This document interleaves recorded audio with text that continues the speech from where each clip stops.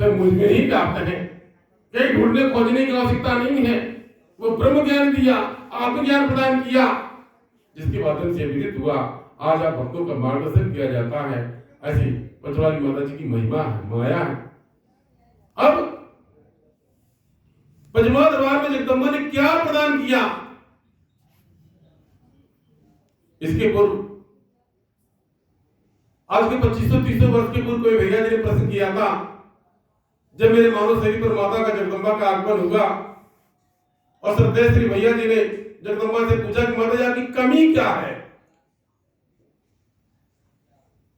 यानी इस मृत्युलोक में आता है, कोई भी आता है, कोई कुछ कमी होती है।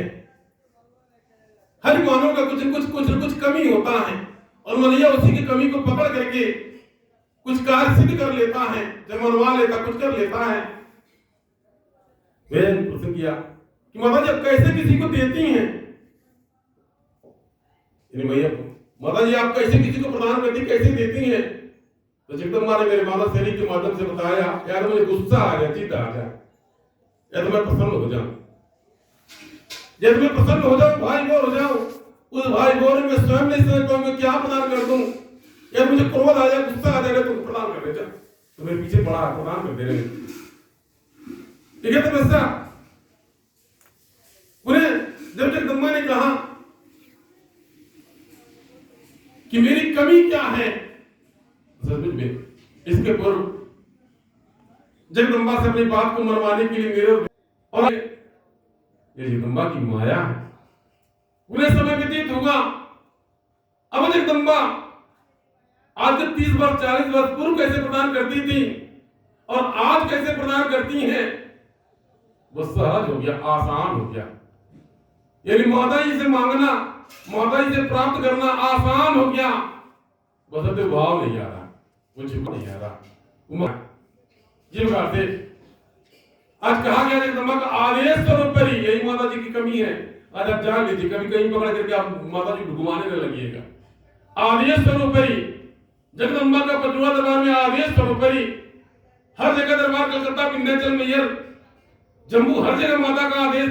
यानी दरबार कि तुम वहां से आदेश नहीं देती, इस पचवा दरबार में आदेश, आदेश की महत्ता, आदेश सर्वोपरि, आदेश की महत्ता।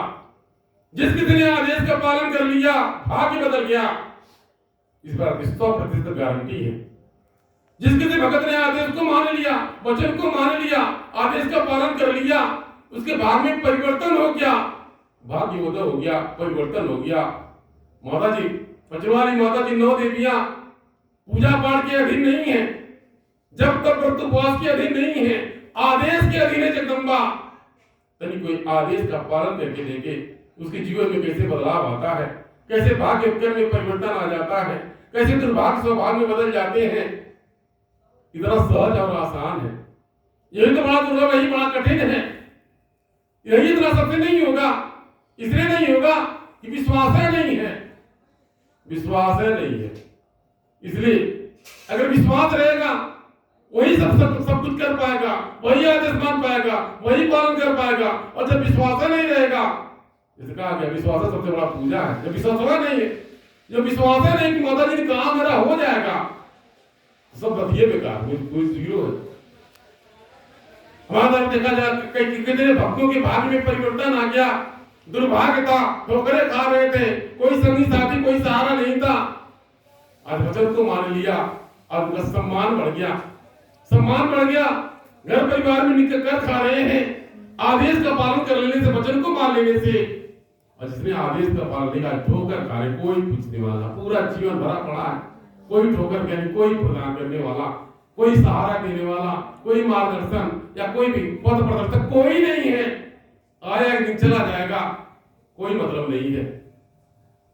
जगदम्बा सबको अपने जीवन में एक अवसर प्रदान करती हैं, हमेशा सदा अवसर प्रदान करती हैं आगे बढ़ने के लिए। ये प्रत्येक के जीवन में एक अवसर आता है, चांस आता है। जिसने समय रहते उस चांस को, अवसर को गंवा दिया, फिर दोबारा अवसर आया नहीं आया। ठीक उसी प्रकार से गंगा नदी में बाढ़ आती है और गंगा का पानी स्वयं दरवाजे तक, यदि घर द्वार को तोड़ते फोड़ते, वो गंगा का ही जब चारों तरफ बहाव आता, आकार बचाता है। गंगा माता स्वयं चौखट पर आई, दरवाजे पर आई, चल करके आई। वो समय था, पुनः अपने जहां से आई थी वहां विलीन हो गई, वो समय खत्म हो गया। अब पुनः अगले साल बाढ़ आएगा, पता नहीं माता जी आएंगे कि नहीं आएंगे, कोई गारंटी नहीं।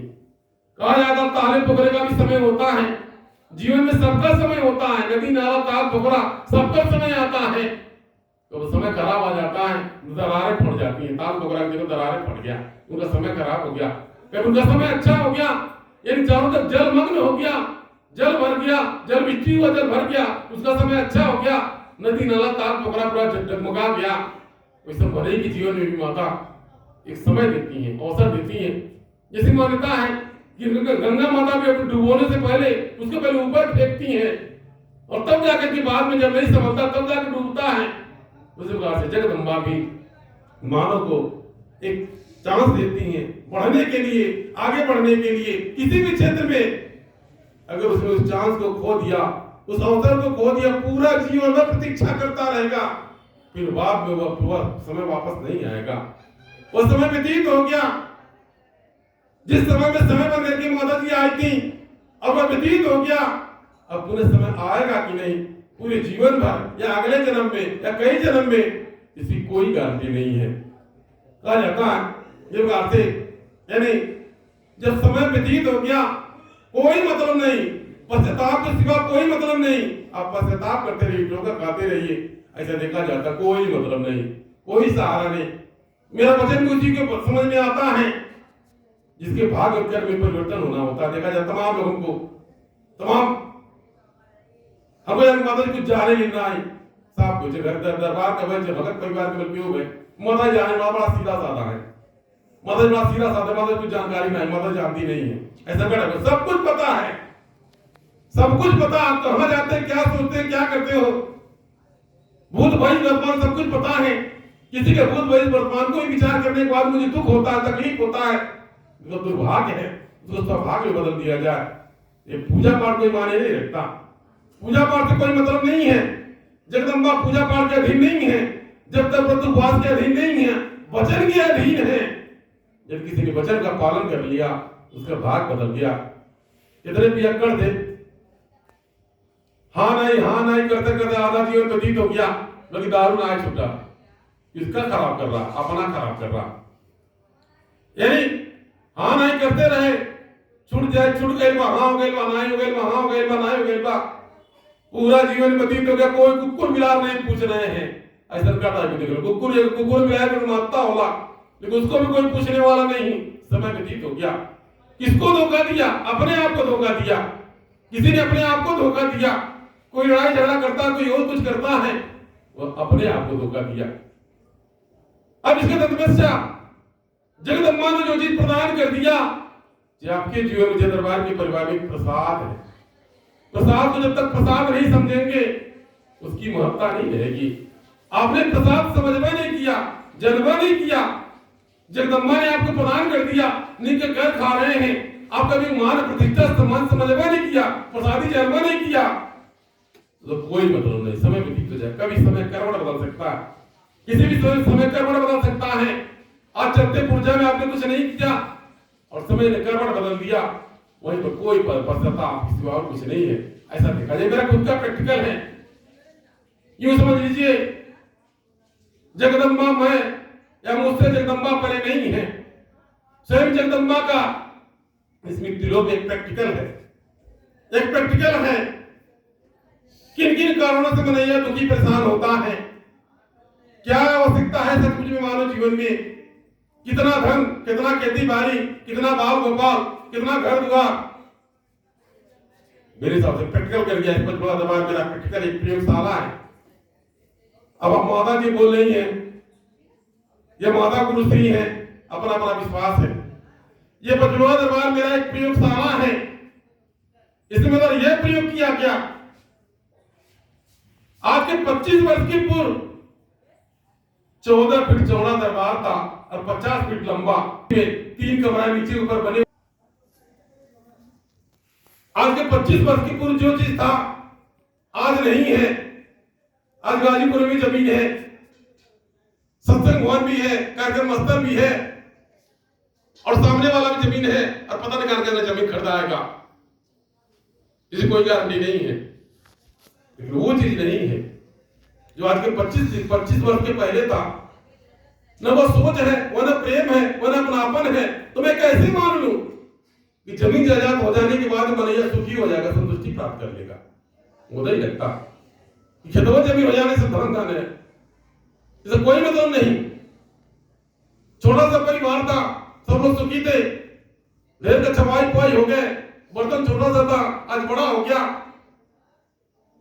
मैं कैसे मान लूं कि परिवार बढ़ जाने से सुख शांति आ जाएगा, जीवन में सब कुछ बदलाव आ जाएगा, परिवर्तन आ जाएगा? ये मेरा प्रयोग है, ये भी कोई मायने नहीं रखता।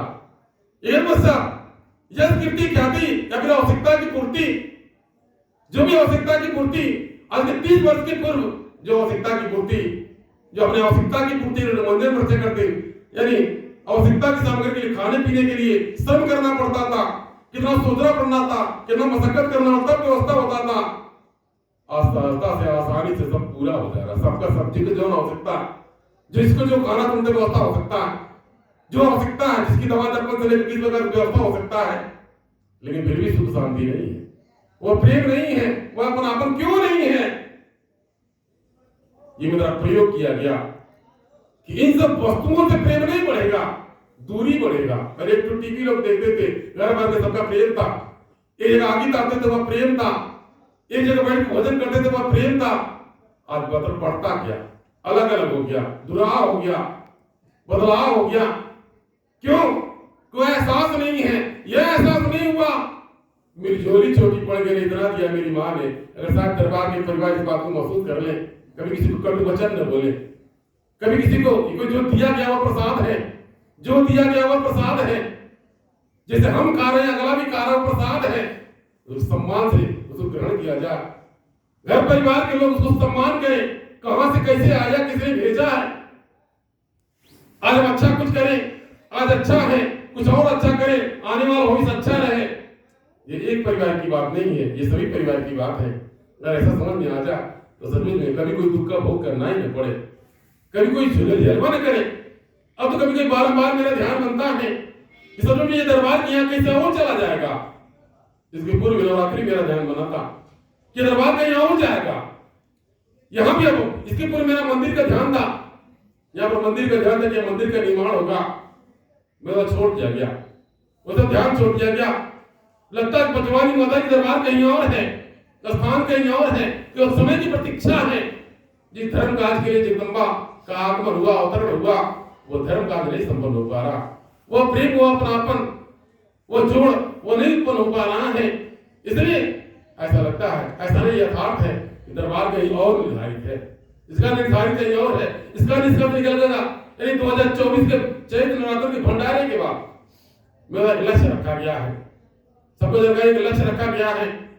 इस बार 2024 का चैत्र नवरात्रि का भंडारा बहुत खास है, या तो बना के जाएगा या तो उजाड़ करके जाएगा, बहुत खास है। मेरा ध्यान बिल्कुल परिणित हो चुका है, क्योंकि जिस चीज की आवश्यकता वो चीज है या नहीं है। जगदम्बा किसी वस्तु के प्रतिबंध नहीं है। जब तक नहीं मानेंगे, नहीं समझेंगे, तब तक समझ नहीं आएगा। तो ये एक परिवार की बात है, और घर घर परिवार में इसी प्रकार से मनैया दुखी है, परेशान है, ठोकरें खा रहा, कोई मार्गदर्शक, कोई सहारा, कोई समझाने बताने कोई हैया नहीं है, इस तरीके से। इसलिए इस प्रयोगशाला में यह प्रयोग किया गया कि संतोष ही सबसे बड़ा धन है।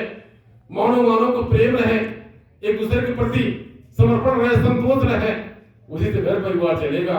और किसी चीज की आवश्यकता नहीं है, न बड़ा घर वाले के, न खेती जमीनी के, न आवश्यकता सामग्री के, आपके प्रेम की आवश्यकता है। उतना कमी है, उतना पूरा कर लीजिए, आपका घर पूर्ण हो जाएगा, ठीक ठाक हो जाएगा। राम कृष्ण बाल गोपाल इस धरती पर आया, हर कोई अपने कर्म को लेकर के आया है, कमाए खाने के चला जाएगा। क्या करेंगे, कितना प्रयास करेंगे, अपने बच्चे के लिए कितना प्रयास करेंगे, प्रयास करते करते छोड़ देंगे। जो बाढ़ में जाओ, तुम्हारा जो इच्छा, तुमको जो करना तो करो, बाकी मार्गदर्शन करना, समझाना, बताना आपका कार्य है। उस प्रकार से मेरा भी कार्य है, दरबार के परिवार को, आपके परिवार को, आपके बच्चों को समझाना, मार्गदर्शन करना मेरा कार्य है। समझाते बजाते अगर नहीं समझे तो भाई छोड़ो, तुमने जो भाग कर लेकर उतरा उसको कोई बदल नहीं सकता, स्वयं मेरे द्वारा नहीं बदल सकता। जो लेकर के आए, जो ठोकरे खा रहे हो, उसको कोई बदल नहीं सकता। इसलिए मेरे द्वारा भी मन में शांति आ जाता है। तो मेरे कहने का अभिप्राय यह है कितने दिनों से मेरे ध्यान में लास्ट आता है कि दरबार कहीं और जाएगा, कहीं और इसका व्यवस्था कहीं और रहेगा। तो सचमुच में ये जगदम्बा की माया है, महिमा है, जगदम्बा की कृपा है, महिमा है, दया है। इतने दिन तक इस मानव शरीर से आगे के झेला गया बताया जाता है। कभी साईं बाबा भी रहे, अपने जीवन में कभी सुख समृद्धि या सुखी जीवन व्यतीत नहीं किया, दूसरों के लिए अपना जो कुछ भी किया दूसरों के लिए किया। जितने भी संत महात्मा पीर पैगंबर आए, जैसे कहा जाता है नदी ने कभी नहीं फल कैसे कहा जाता है, नदी अपना पानी नहीं पीती, फल कभी वृक्ष कभी फल नहीं खाता, पर मानव के कारण साधु शरीर धारण करते हैं। अगर सही है आज मेरे और भैया जी की त्याग तपस्या जगदम्बा प्रसन्न हो गई, पचवा में दरबार बन गया, यहाँ से कल्याण कितने भक्तों का उद्धार हो गया। अगर मेरे भैया के जीवन में और त्याग तपस्या बाकी है और कुछ ही बाकी है, हमें कोई दिक्कत नहीं है, कहीं और जाकर के झेल करनी, कहीं और दरबार बन जाएगा। जिस बार से यही आपके गाजीपुर दरबार बनने में कितना झेला गया, कितना रिस्क लिया गया, अपनी जी जानकारी से लिया गया। उस जमीन को जो कोई करे करता था वो मर जाता था, 50 साल 70 80 साल का रिकॉर्ड था। उस जमीन को अपने नाम से करे किया गया, अगर भूत बिहार मारेगा तो उसको मारेगा, करे किया गया। ऐसा कोई मूल्य नहीं, महत्व नहीं, और जमीन में कोई मूल्य नहीं, कोई महत्व नहीं कि कितना बार रिस्क लिया गया। अगर नहीं जाना होता सत्य, अगर कुछ हो गया तो कोई भागीदार नहीं होता। लेकिन आज देखने को आसान हो गया, सहज हो गया, बिल्कुल आसान हो गया। इस दरबार पर कितना झेला गया, कहां झेला गया, कितने दायित्व मिले, कितने लोग रास्ते में रोकते थे, कितने लोग यानी प्रतीक्षा करते थे, ऐसे कर देंगे वैसे कर देंगे।